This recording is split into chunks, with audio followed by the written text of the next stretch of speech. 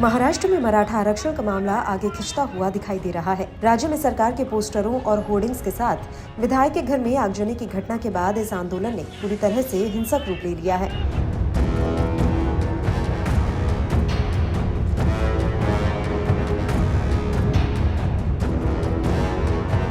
वैसे तो महाराष्ट्र में मराठा आरक्षण की मांग कई दशकों से उठती आई है, लेकिन इस ताजा आंदोलन के केंद्र में 41 साल के मनोज जरांगे हैं। ऐसे में सवाल यह है कि आखिर मनोज जरांगे कौन हैं, जिनकी भूख हड़ताल ने सरकार की नींद उड़ाई हुई है।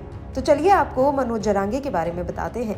महाराष्ट्र में मराठा समुदाय के नेता मनोज जरांगे पाटिल की अगुवाई में आरक्षण की मांग इन दिनों तेजी से बढ़ रही है। कुछ समय पहले मनोज जरांगे पाटिल ने राज्य सरकार को मराठा आरक्षण पर फैसला लेने के लिए 40 दिनों का समय दिया था। सरकार द्वारा जब कोई कदम नहीं उठाया गया तो वे भूख हड़ताल पर बैठ गए। मनोज बीड़ के रहने वाले हैं, लेकिन वे जालना के एक होटल में काम करते हैं। शुरू में वे कांग्रेस के कार्यकर्ता थे, लेकिन बाद में उन्होंने मराठा समुदाय के लिए शिवबाज संगठन बनाया।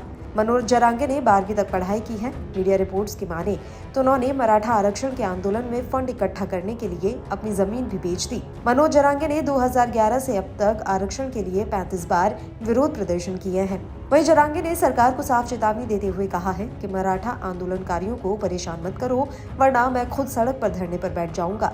अगर गरीब मराठा लड़कों पर मामला दर्ज किया तो मैं खुद कलेक्टर के दफ्तर के बाहर धरने पर बैठूंगा। जरांगे ने ये तक कह दिया कि अगर मैं भीड़ आया तो आपको पता चलेगा कि मराठा क्या होते हैं। सरकार ने अब तक जो भी फैसले लिए हैं वो मुझे कबूल नहीं है।